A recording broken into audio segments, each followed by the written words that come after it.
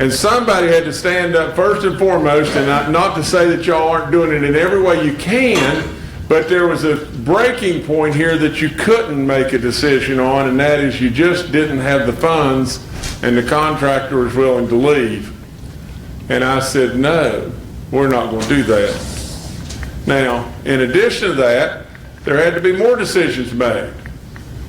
And I have instructed all of our people to keep an accountability of every dime that is expended to where the state ought to be able to recoup every dime of that back from the insurance company once the insurance company comes through and does their job.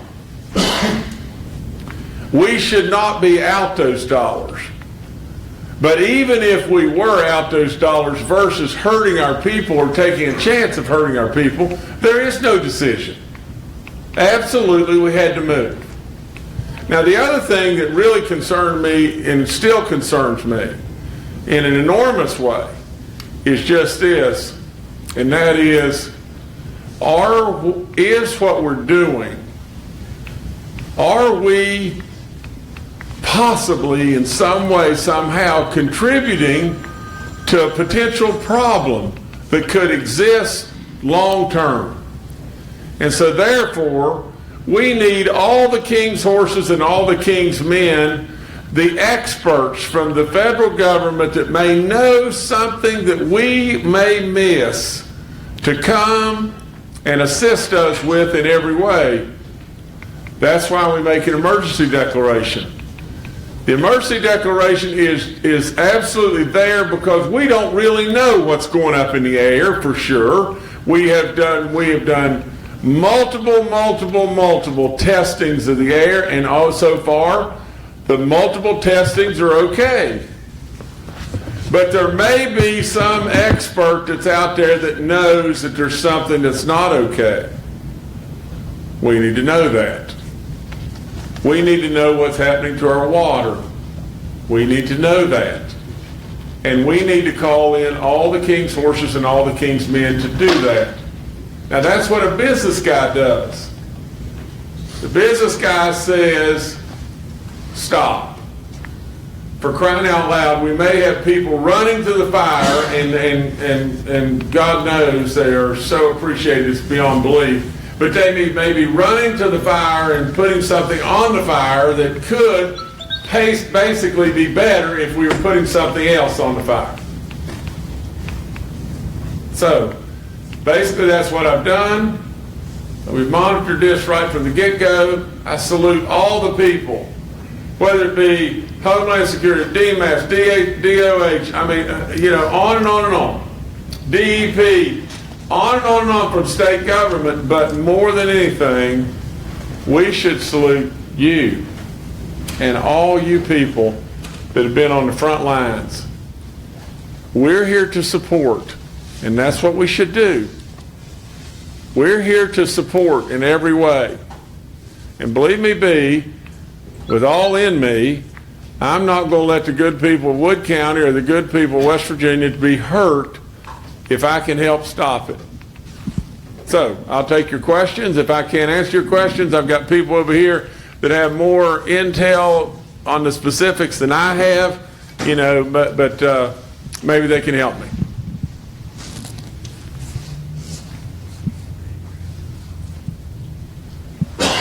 I'm here for you. Yes, sir. Is there any understanding of what materials were in that building at all at this point? Is there any understanding of what the materials were that were in that building at this point? Oops. All I know is just this, and all of you know this, is the purpose of the business is to purchase plastics and resell plastics and to know more about the contents of the building than that. I don't know it. I'm sure our people have more intel than I have on that, but I don't know that. Yes, sir. Governor, thank you for coming, and I appreciate you coming today. It's really helpful, and I really do appreciate you coming and offering the advice and providing assistance to us. My question is, what air sampling is being done, who's doing that, and what are those results? Okay. hang tight, because I don't usually do many things from notes. I believe that I should know it and be able to talk to you about it and be able to talk to you in plain terms. But the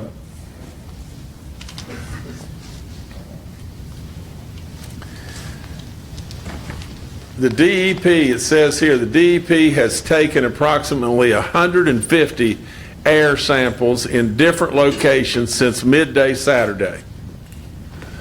All results have been below the acceptable level, 1,000 parts per million. And the DEP continues to focus on the volatile organic compounds like carbon monoxide, hydrogen sulfide, chlorine, and ammonia. Now that's my notes. Again, here's the thing, here's the thing that concerned me. And I had on the phone, I had Jeff Sandy DMAPS, I had Jimmy Gillette in Homeland Security, I had Donnie Atkins on the phone, had Mike Hall, my chief of staff. Basically the things that were presented to me was the contractor's leaving. The county doesn't have the funds. What are we going to do? We don't have a mechanism within the state to just provide the money when a private entity is insured. What do we do? Well, I've already told you what I did. Then the next thing that I came up with is hold. Everybody stop. If I were walking through the woods and a rattlesnake was right out there 10 foot away and I could see the rattlesnake, what would I do? Well, a lot of people just take off running in another direction. And a lot of times rattlesnakes come in pairs. And if you took off this way or this way or this way, you may step right on his buddy. So what I always do is stop just for a second and look to the right and look to the left and look behind me and make sure there's not a buddy here, and then go. So I asked them just this. I said, to just stop just for a second. Are we sure? Are we sure that what we're doing is the right thing? And everybody assured me to the best of all of our abilities we're absolutely doing the right thing. But then I said, call in all the king's horses and all the king's men to make super sure of what we're doing and to make super sure of our air and our water. So, that was kind of the process of the things that we went through. And then the other thing was an accountability. An accountability where the county, the state, everybody, if we have a true insurable situation here, we should get our monies back. But we should not let our people suffer. In the meantime, we've got to some way step up the plate and take care of our people. Yes, sir. Governor, do we know the extent of the property owner's insurance? Is it full coverage? Will it handle liabilities? We don't know the extent. Now we've tried to figure that out. We do not know the extent of the insurance coverage, whether it covers all liabilities or whatever yet. And naturally, this is a private entity and everything. And for all I know, the ownership is trying to do the right things and work in a positive way for what I know today. Who's working to find out that extent? All of our different people, and maybe Donnie, you could comment on that or whatever, or all of our people, whether it be Jeff Sandy or everybody in state government's working with that, and I'm sure you guys are on the county level too.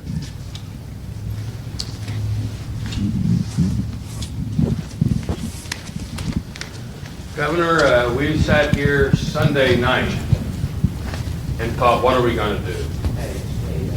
And I think we were going down the path of bankrupting our county to fight this. It was not an easy decision. But with Jeff Sandy and your Donnie came to this late night meeting for us to try to come to an operational decision. we knew we couldn't let it smolder over weeks. And Jeff, Sandy, and Donnie took a call in another room, and people all grouped up during a pause, and they came back, and we said, we'll be back in this room the next morning at 9:30. And without your support, I don't know if we could have made payroll. And that's the problem we were in. We can either write the checks and continue to go down this path and bankrupt Wood County, but without your assistance in the state, we would have done so. But now, we know the contractor's on site. He's providing excellent fire in there, right in the mix of things. We know that all our volunteers were right in there from the get-go, from Saturday night, some of them 48 hours straight. But it's so humbling to have you here, and it's humbling to us to see all these volunteers. But I want to say that you got the best King's horses and King's men, and we really appreciate them being here. Well, thank you, and I agree. So, again, you know, I don't know the mechanisms, but I can tell you this: that there's times when you've got to lay a standardized playbook down and do what's right. And I still don't know exactly how the state's going to be refunded their monies. You know, I don't know that the monies are not going to just have to come out of the governor's contingency fund, but I know this. I know you can't let Wood County go bankrupt. For crying out loud, you can't let Wood County not make their payroll.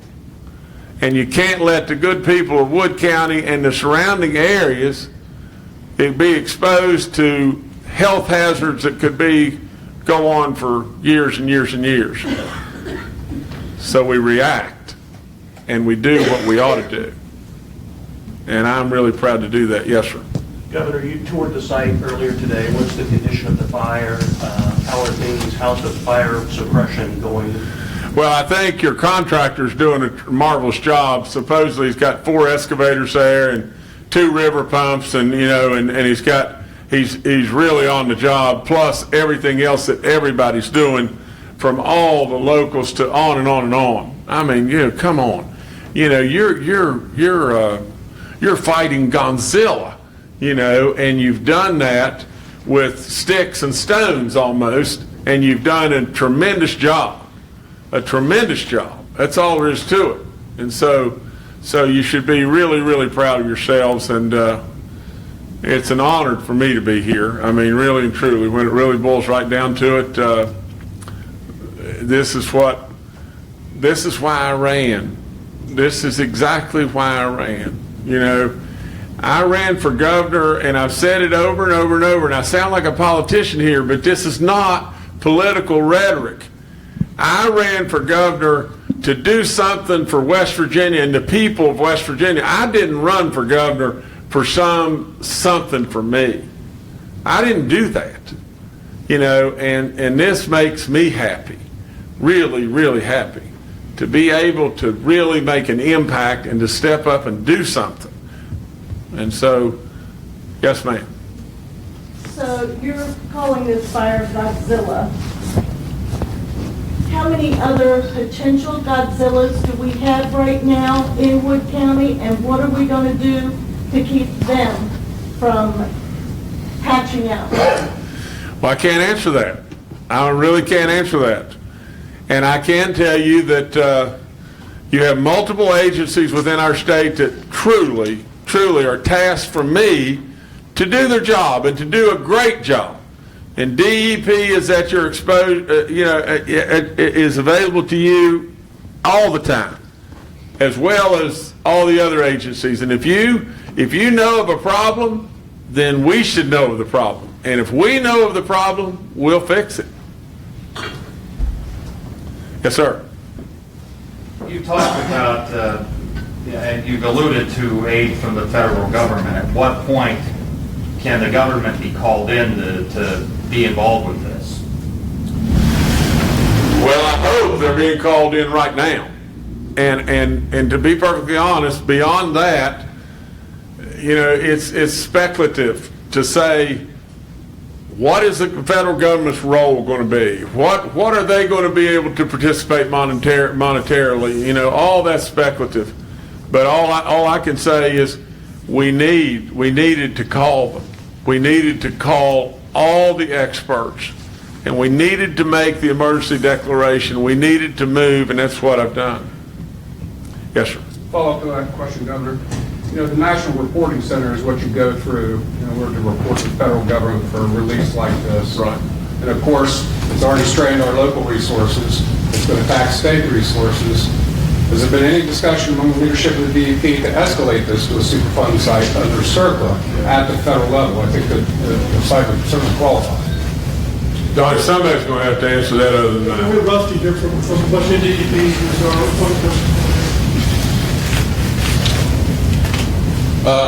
Did you hear the question, Rusty? Yes, the question was primarily, could this site rise to the level of a surplus site or Superfund site? It is my understanding that from previous ownership, there has been voluntary remediation done. This event would be handled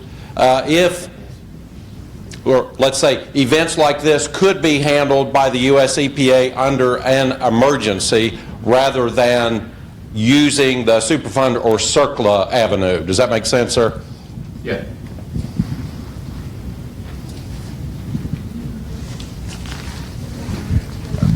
Yes, sir. There are archived reports from the West Virginia Department of Environmental Protection of other findings at that particular site, and I was wondering if anyone knows if any of that was, completely remediated and any fines paid in full to what they may have been assessed at some point earlier. You got to go again. It is my understanding that the DEP has been issued notices of violation and orders at other properties, including this one, for the current ownership. Yes. I'll be perfectly honest, I'm sorry, I cannot answer your question. If all of those have been resolved, I don't think so. Can I ask a follow-up question about that? You all were concerned about stormwater runoff on the property side over there. The firefighting efforts are pumping millions of gallons of additional water in there from kind of heavy rain yesterday. Is that going to cause some problems? It could potentially, but to put it into layman's terms, the DEP is not going to interfere with the firefighting efforts of the first responder. So the fire has to be out. One of the ways to fight the fire is water runoff. There's no way to contain that on the property. Yes, sir, Jim. Governor, I'm just sort of add this to what you're saying. When you say runoff and water damage, I'd like to point out that since I was mayor during this term here and on the Public Utility Board, we do not, like Huntington and other cities, some other cities in the state, do not take our drinking water from the river. We take our drinking water from deep wells on the island. I think we have 5 of them. It goes from there to a pipe into our filtration system and then goes into your drinking glass water. So you're not getting any of this stuff. And if you thought that you might, you must remember the mouth of the Little Canal River is well below where the wells are anyway. So it's going into the Ohio and going downstream if there's anything. If anybody who would have drinking water problem, the next place would be Huntington, West Virginia. And they're well monitored. Our contractor placed a boom at approximately 5 p.m. on Saturday, just after, let's say 17 hours after the event. Well, that was one of the reasons we selected them, to get a boom up in the river immediately. The report I've received is that 5 carp died, and I think they probably died of fibers per se. That didn't go over as well as I'd hoped. I know there's a lot of environmental questions that are being raised, and the county commission was sitting with WTAP immediately. They were on site very fast. I know that the EPA sent in a subcontractor quickly. That we also have acquired another subcontractor to do more in-depth testing.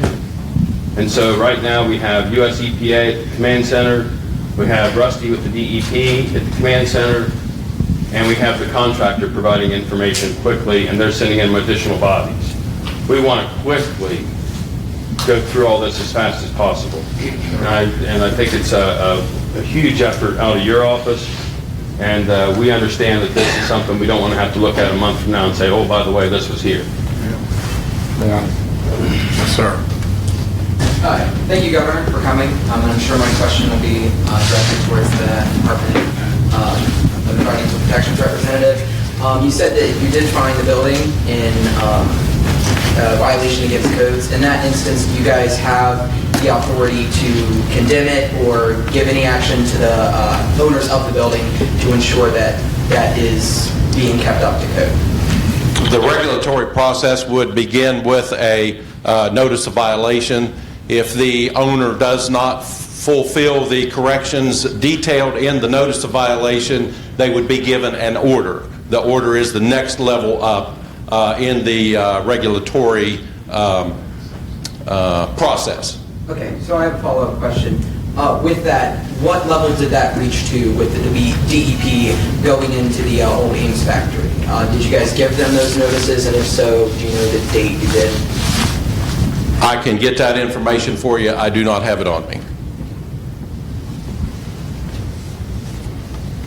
We have some ladies in the back with a couple questions. My question is a follow-up with the gentleman.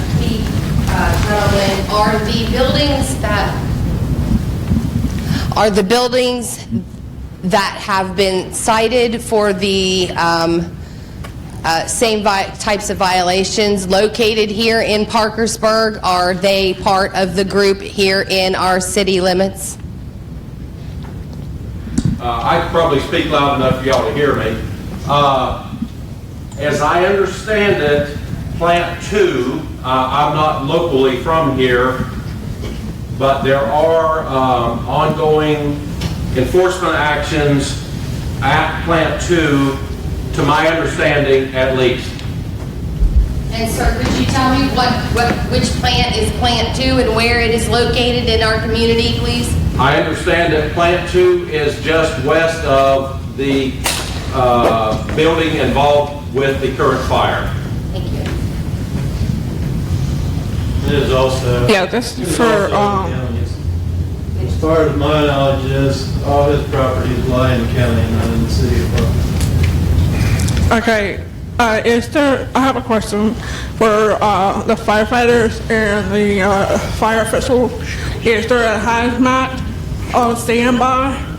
If not, will there be one, and when? I can answer that. The contractor does have a hazmat team on site. They're all hazmat techs. We do have equipment on site and have had. So yes.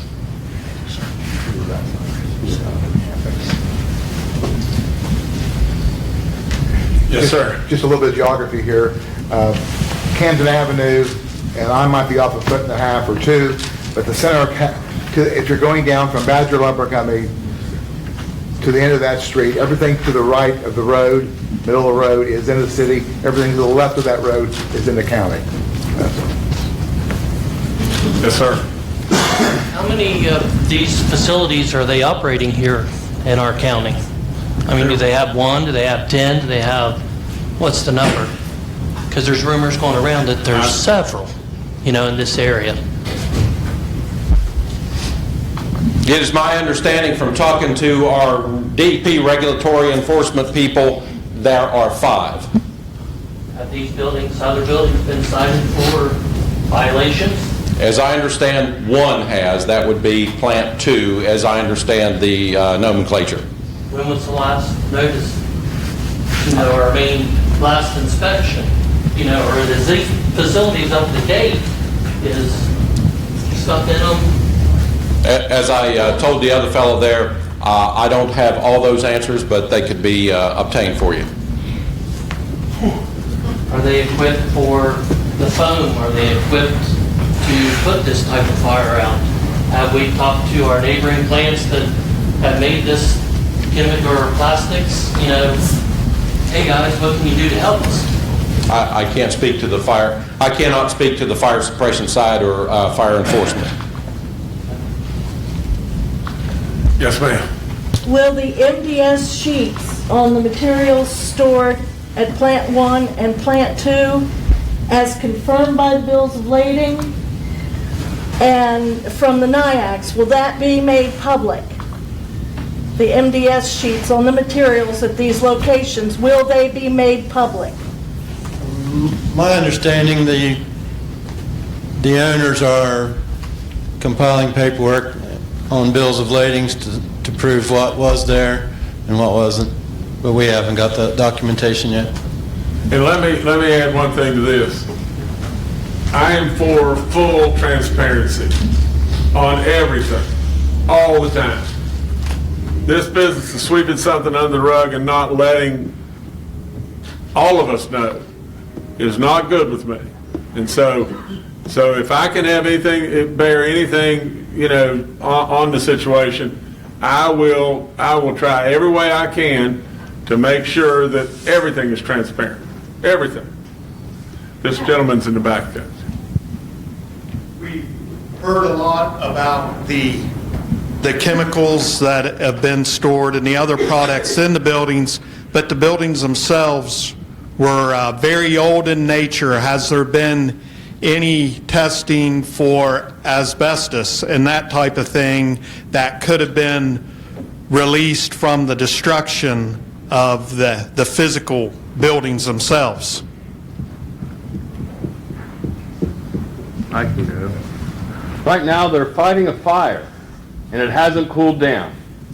So no, I don't think any actual samples have been taken out. There's been samples from the runoff, but they haven't been in there. Some people that spent 32 years there managing that facility came to the emergency command operation last night and showed different areas on the plant where they believe there might be things that might be still in there, but they haven't been in that plant for some time. But they wanted to make clear to me that this building started in the late 1800s, and they've had a chance to cure the wood there for 100 years. And when this fire went, it went fast. So the problem is, once, and DEP has told us this, as has the EPA, that once this is not an active scene of firefighting, they'll be in there, as well as the fire marshal's office is dying to get in there. That's why we hired the contractor on Saturday. That's when we realized the ongoing effort was going to be 60, 70, 80,000 a day, and we were looking at the situation we're in. But from an environmental aspect, the county commission, along with the state, has worked proactively to bring the resources to bear, because we don't want to hide anything, because my kids live here. So we want to release everything fast, because you all have a right to know.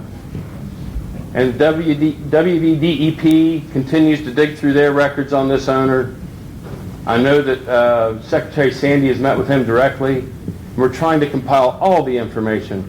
The governor's office has been huge for us. Yep. And, you know, I keep on standing up because I'm getting these questions that are, you know, we're still fighting a fire. And there's going to be answers.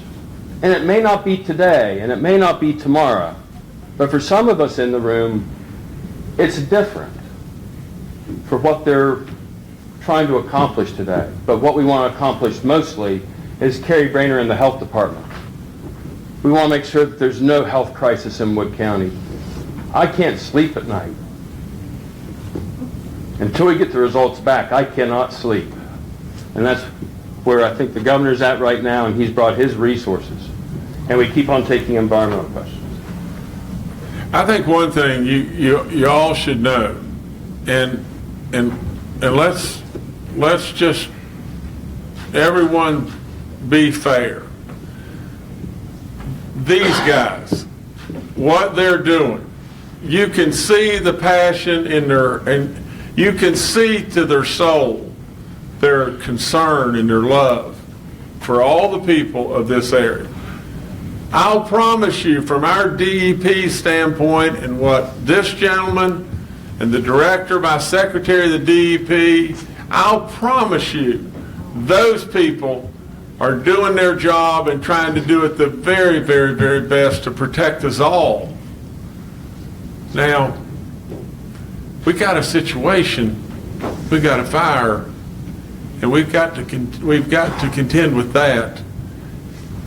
You've got the state that's stepping up, you've got the county that's stepping up, you've got all these great people here that are stepping up, and we've got a situation, and we want total transparency.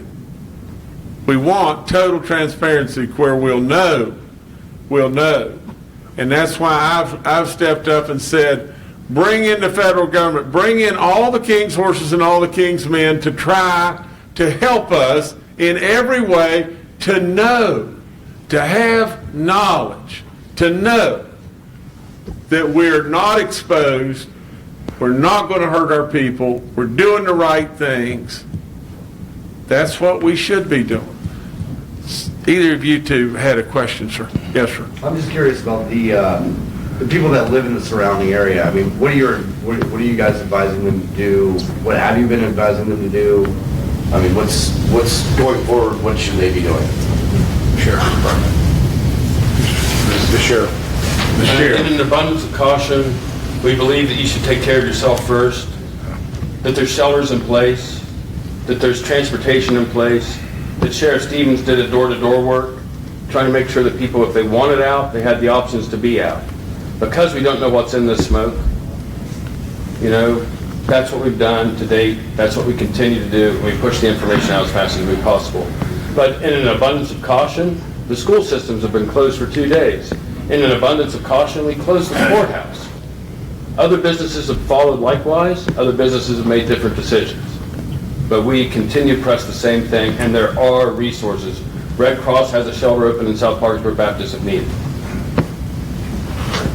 Yes, sir. I came in a little late, so if this has been covered, please forgive me. But I wanted to ask about air quality. Have any tests been done? What are the results? Basically, what are we telling people in the air? With this thing still going, is it okay to breathe, or again? Well, let me tell you what's been done, and I would venture to say just this. If this has been done, we need to do more. No matter what's been done, we need to always do more to be sure, to be absolutely sure. But what's been done is the DEP has taken 150 air samples in different locations since midday Saturday.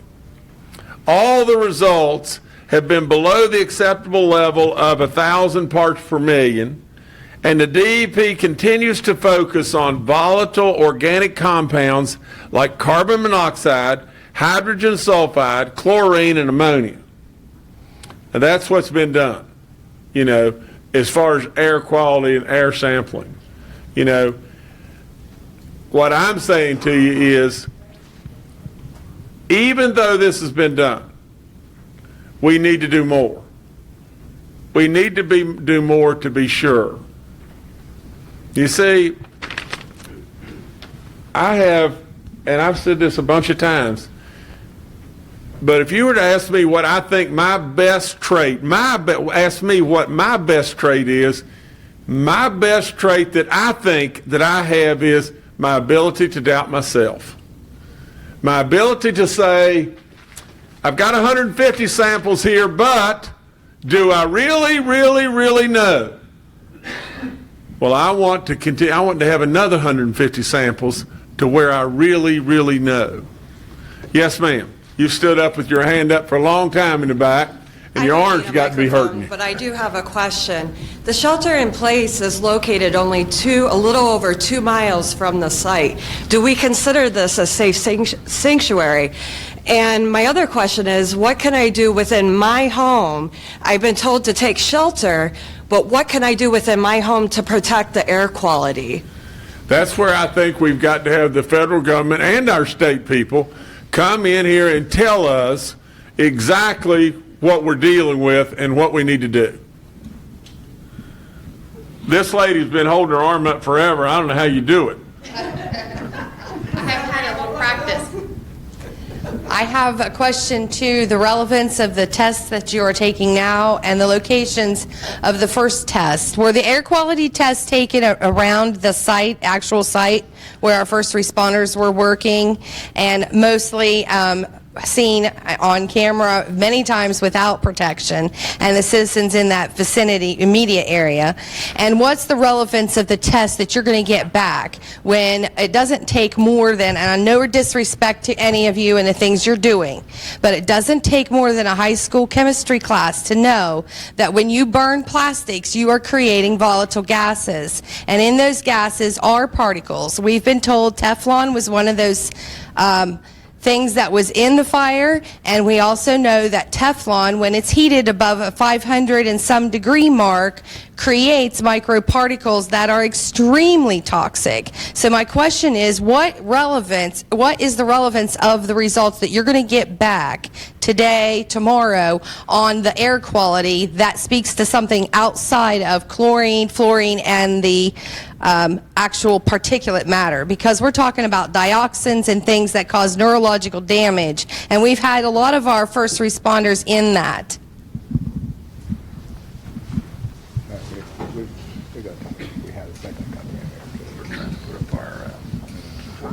The relevance would be the information, all the sample data is going to be reviewed by the Agency for Toxic Substance and Disease Registry. That would be the federal partner to our state Division of Health and Human Resources staff.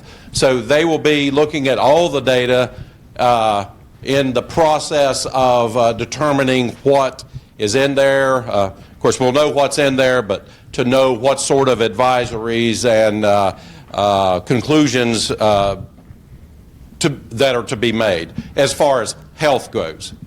4 days in, though, what's the relevance to us who've already been exposed is what I'm trying to decipher. We've been in this for almost 4 days, and you're just now going to come back and tell us how bad this is for us. That's what the community needs to know. That's why we're here. Okay, so I'm going to get technical. The particulate monitoring that has been done by the EPA since sometime Saturday evening has been below the time-weighted average for less than 10 microns in everywhere except one location where the monitor was directly at the fire site. We moved that one because it was not reporting or relevant to the community exposure. When we moved that monitor, the readings diminished below the time-weighted average.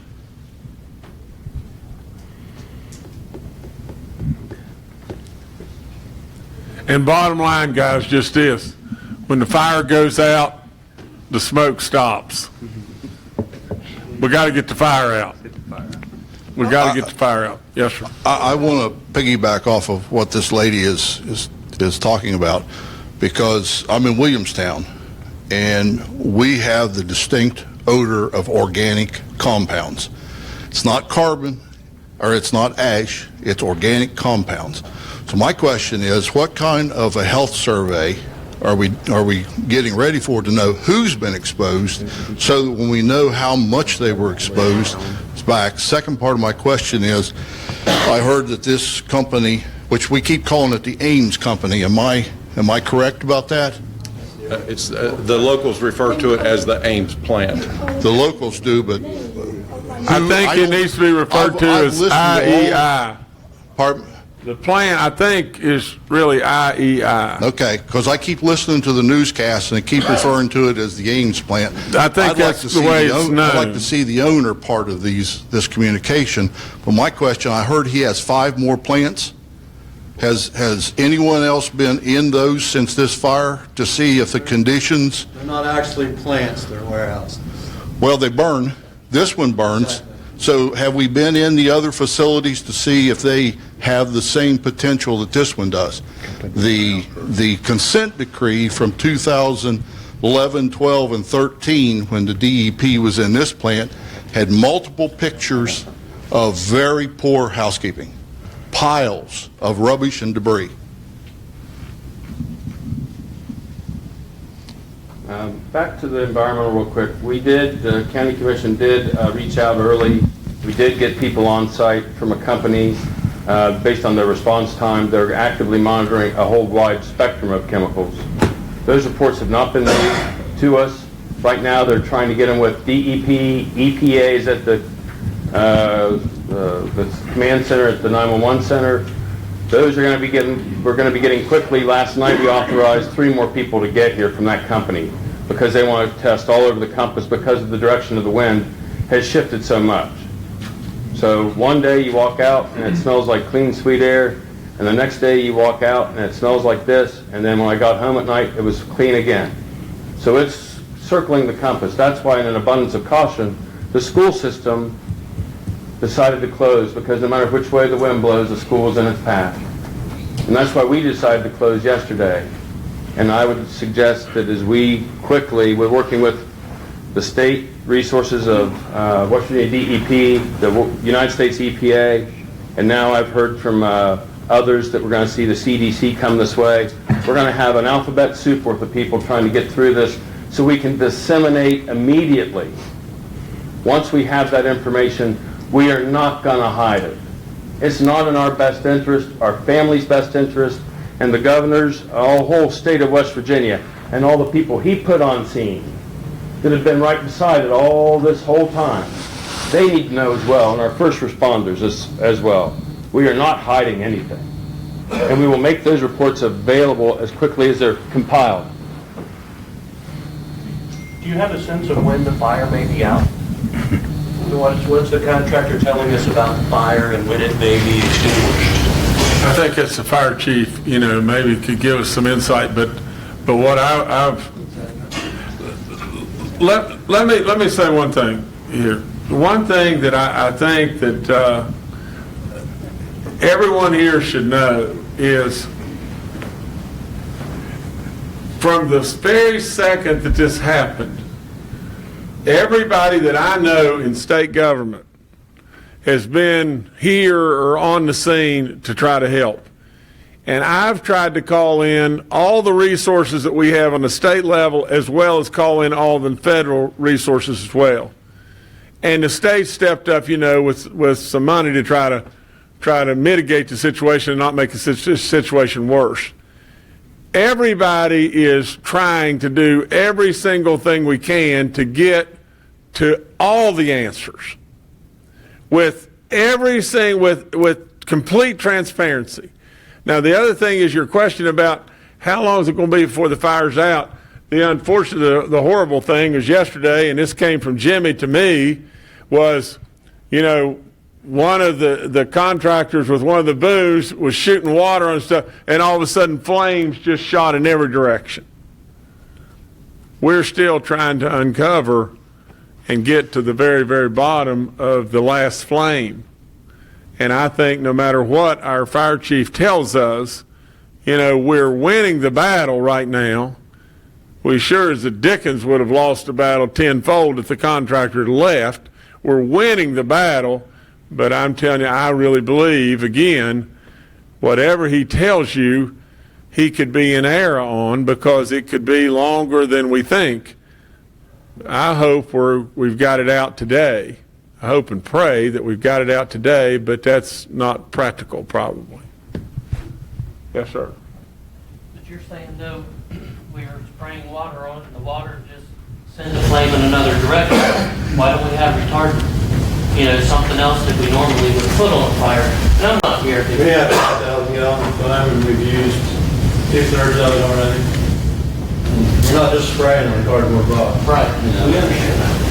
You have to find those places. And with heavy machinery that we have in now, we can dig in there and separate stuff and find those places and deal with it. That's the first day we know. The firm that we hired is just not an average firm. Its main clients are somewhere between 200 and 500 chemical companies, and this is what their specialty is. I will tell you, hey, I know how to make a pie or something like that, but I watch these firemen. All they could do is basically a perimeter type approach and shoot in.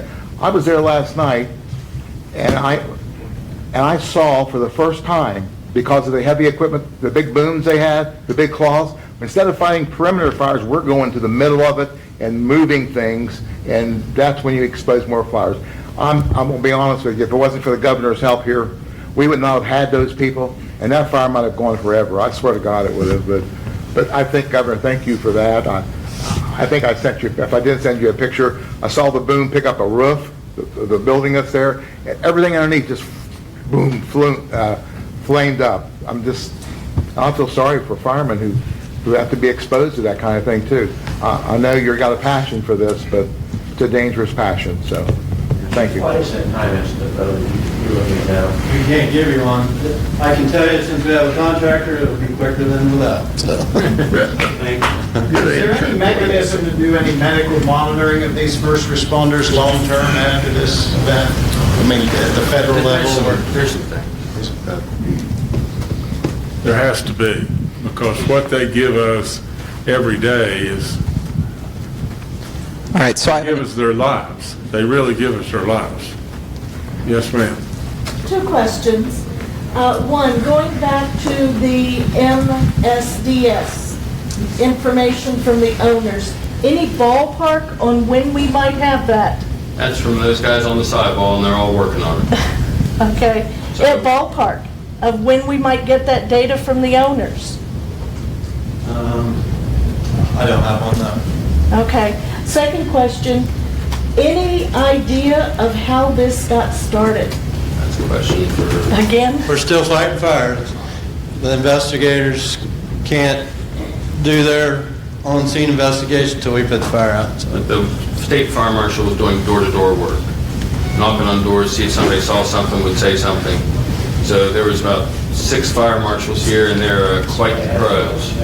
So they were doing door-to-door work, trying to see who saw what. Mr. Heckert's on the side road. His building was in jeopardy. Fire marshals have been all over that whole backside looking to see if someone snuck up. They're working so hard. So I have another question directed towards the WVDEP. When you guys, there was a question brought up about asbestos in the building, and you said you weren't quite sure what happened. Within your guys' investigations and looking into the building and see if it's up to code, do you guys not look at that, see what paint, see if wood's been treated, if asbestos is in there? If so, do you guys keep record of that? My answer on not having exact regulatory enforcement timeline was not directed toward the air quality. That was directed toward solid and hazardous waste and water issues. I believe, I'm going to say something that I'm not 100% sure about, the issue with asbestos for demolition falls to the DEP. The issue with asbestos for worker safety falls to OSHA. Does that make sense? Yeah, so follow-up question. Since that was simply just a warehouse at the time, it wasn't an operational factory, nothing was in operation there and it was simply a factory, does the WVDEP not look at what's going on in there? If so, what chemicals are in there? It is your guys' job, from my understanding, to inspect that facility.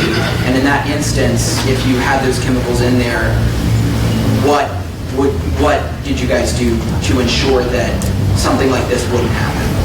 The DEP regulates for that site stormwater runoff and storage of hazardous waste. If they were doing anything that were outside of the acceptable parameters or outside the regulations for storing solid waste, those issues would have been addressed. But the owner, I believe, claims that this material is product.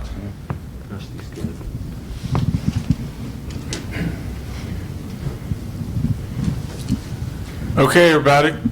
You've got one more question, sir. I have a question for Chief Stewart. Going through our archives for the last few years, we noticed that there was a fire at the former Ames plant, if you will, back in 2012, July of 2012 to be exact. do you remember, were you involved in fighting that fire, number one? And number two, do you remember what the cause of that was? Not 100%. I remember being there, and I believe we had electrical issues on that particular fire. Yes, ma'am. Governor, I would like to thank you for being here. And I haven't heard anybody say this, but I'd like to thank Mr. Couch, Mr. Sandy, Mr. Stevens, everybody out there. I volunteered, all the volunteers. Go out there and see how a fireman can barely stand up. So I want to thank all of you guys for stepping up to the plate and making us safe, even though we're safe. We'd like to thank the community as well. There's not a fireman out there that's walked around hungry. He might be tired, but he ain't hungry. Yes, sir. I don't need it. But, I also like to pigtail on that comment because Gov't Justice and our great commissioners and all of our agencies and those great men and women fighting that, doing that every day for 4 days. That's a lot of heavy lifting, a lot of problems. But, the question I like to ask, and it may be a guesstimate, I'd like to know when someone thinks we can get our 13,000 kids back, our students back into our school safely. So,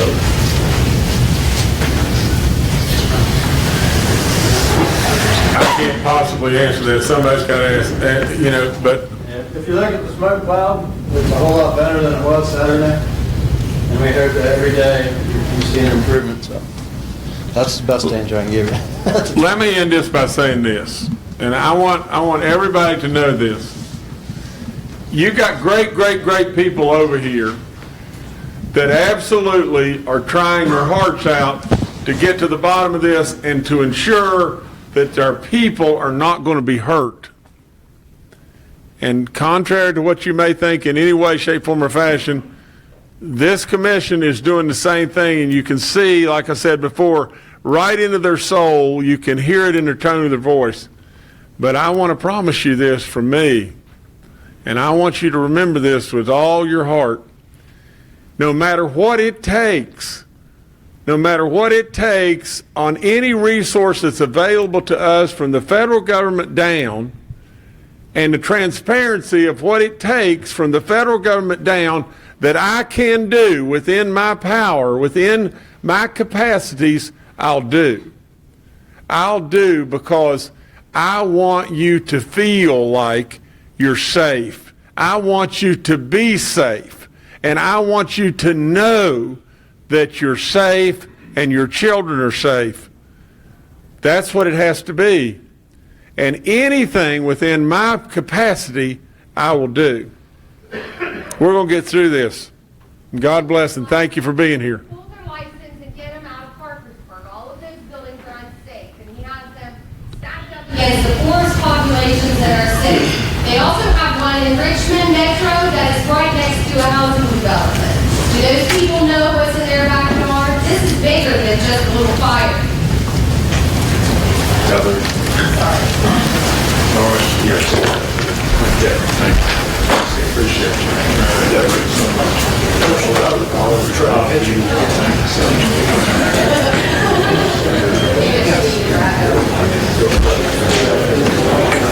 You come across, I know you're a hell of an executive, but you come across like a little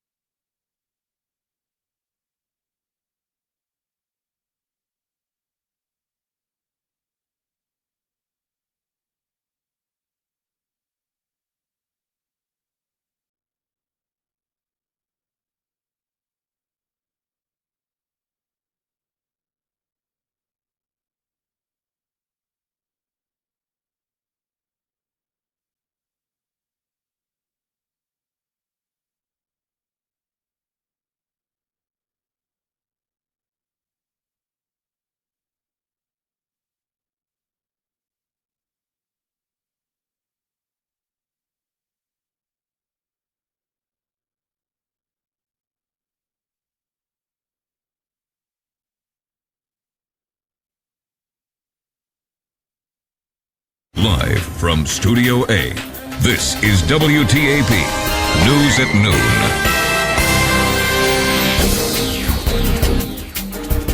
Good afternoon, and thank you for joining us. I'm Natalie Price. Governor Jim Justice just wrapped up a press conference here in Parkersburg, and we're going to get you that information as soon as we possibly can, but we're going to go ahead and move into national news right now. Today, in the Tampa, Florida neighborhood where 3 people were gunned down by a possible serial killer, frightened residents are determined to fight back and catch the murderer, and police say they need everyone's help. NBC's Carrie Sanders is in Tampa with the latest. This morning, Tampa's mayor has a blunt promise. And we will hunt this son of a down until we find him. It was standing room only at a community meeting Monday night. In the audience, emotional relatives of the 3 murder victims, each gunned down in a 1-mile area within 10 days. Benjamin Mitchell was the first one killed. His aunt, Angelique Dupree. It doesn't get any easier. Monica Hoffa was second. Her uncle, Robert. We're going to find you. We'll find you.